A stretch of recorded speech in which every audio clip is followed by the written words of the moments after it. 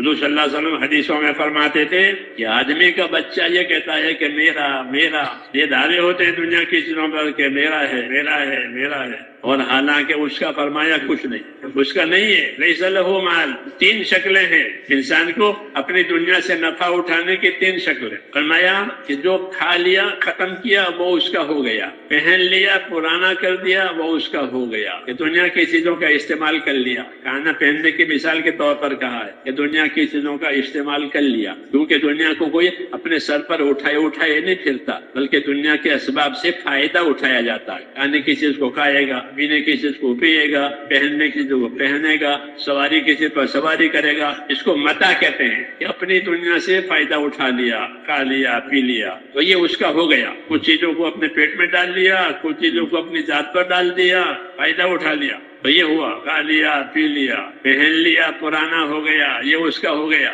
تیسرا کہ ما تصدق فابقى، کہ جو اللہ کے نام کام پر لگایا یہ اس کا ہے اور یہ باقی رہنے والا ہے، ختم ہو گیا۔ تو دنیا کا نفع، کہ دنیا کا نفع حقیقت میں یہ ہے کہ دنیا سے آخرت بنائی جائے، یہ اللہ کی دعوت ہے، یہ اللہ کی تعلیم ہے۔ وہ سمجھدار بھی وہی ہے جو دنیا سے آخرت بناوے، اسی کو سمجھدار کہا ہے۔ فنا ہونے والی چیز سے باقی رہنے والی چیز بناوے، جلدی ختم ہونے والی چیز ہے کہ اس کو ایسا استعمال کرو کہ اس کی زندگی بڑھ جائے، یہ عقل مندی کی بات ہے، ہنر مندی کی بات ہے کہ فانی چیز سے باقی کو بناؤ۔ اس لیے فرمایا کہ الکیس من دان نفسہ وعمل لما بعد الموت، سمجھدار آدمی وہ ہے جو اپنی ذات پر قابو کرے۔ کیا مطلب ہے قابو کرنے کا؟ اپنی ذات پر قابو کرنے کا مطلب یہ ہے کہ وہ عمل لما بعد الموت، کہ موت کے بعد کام آوے ایسا عمل اپنی ذات پر قابو کر کے یاد کرے، دنیا سے آخرت بناوے، کیونکہ موت کے بعد آخرت کی منزلیں شروع ہو جاتی ہیں۔ موت سے ہی آخرت کی منزلیں شروع ہو جاتی ہیں، برزخ ہے، محشر ہے، آخرت ہے، یہ تین۔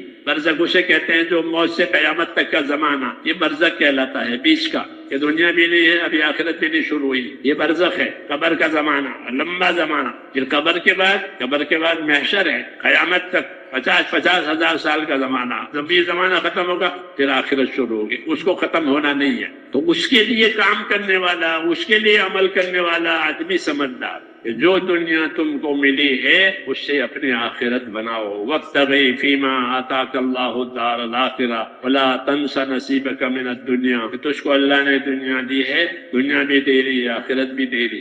آخرت بنانے کے لیے اللہ نے ایمان اور علم دو چیزیں اتاری ہے، ان دونوں کے بغیر آخرت نہیں بنتی۔ ایمان، علم۔ ایمان اللہ سے تعلق کا نام ہے، اور اللہ نے جتنی خبریں دی ہیں اس کو سچ ماننا، یہ ایمان ہے۔ اللہ سے تعلق پیدا کر کے اللہ کی باتوں کو سچ مانے، اس پر یقین کرے۔ پھر اللہ نے ہمارے لیے علم اتارا ہے، وہ علم کامیابی کا راستہ دکھانے کے لیے ہے، ضروریات زندگی پورا کرنے کے لیے نہیں ہے۔ ضروریات زندگی پوری کرنے کے لیے دوسرے دنیا کے علوم ہیں، وہ فنون کہلاتے ہیں۔ ضرور لوہے سے یہ ہوگا، لکڑی سے یہ ہوگا، بجلی سے یہ ہوگا، وہ ضروریات زندگی کے لیے ہے۔ یہ علم جو اللہ تعالیٰ نے نبیوں کے لیے اتارا ہے وہ آخرت کی کامیابیوں کے لیے ہے، اس لیے اس کا سیکھنا ضروری قرار دیا کہ دین کا علم سیکھو تاکہ اپنی دنیا سے آخرت بنانا آوے۔ اگر یہ علم نہیں سیکھا ہے تو دنیا سے آخرت نہیں بنے گی، جہالت رہے گی۔ جاہل آدمی ایسا ہے جیسے نابینا، کہ دنیا میں کتنی رونق ہے لیکن نابینا کے لیے کچھ نہیں ہے، کتنی چمک دمک ہے،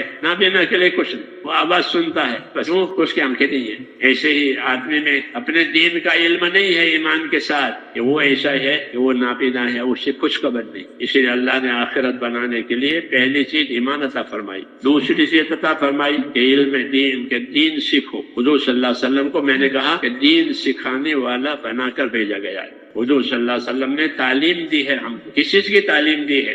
ایک تو اللہ کی عبادت کی تعلیم دی ہے، سب سے پہلے اللہ سے تعلق پیدا ہوا کہ اللہ کی عبادت کرو، اللہ کی عبادت کرو۔ جب کوئی آدمی اسلام قبول کرتا تھا تو اس کو نماز سکھائی جاتی تھی اور قرآن سکھایا جاتا تھا۔ یہ دو چیزیں، علموا اخاکم القرآن، اپنے بھائی کو قرآن سکھاؤ۔ قرآن اللہ کا علم ہے، اس میں اللہ کے منشا اور مرضی کی باتیں ہیں، اللہ کس بات سے راضی ہے، کس بات سے ناراض، زندگی کی کیا ذمہ داریاں ہیں اور ذمہ داری پوری کرنے کے کیا نتائج ہیں، پوری کرے تو کیا نتائج، پوری نہ کرے زندگی کی ذمہ داریاں تو کیا نتائج، وہ باتیں قرآن پاک میں ہے۔ پھر جنہوں نے ذمہ داریاں پوری کی ان کے لیے کیسے کیسے حالات آئے اچھے اور مبارک، اور جنہوں نے نہیں پوری کی ان کے لیے کیسے حالات آئے خطرناک یہ قرآن پاک میں.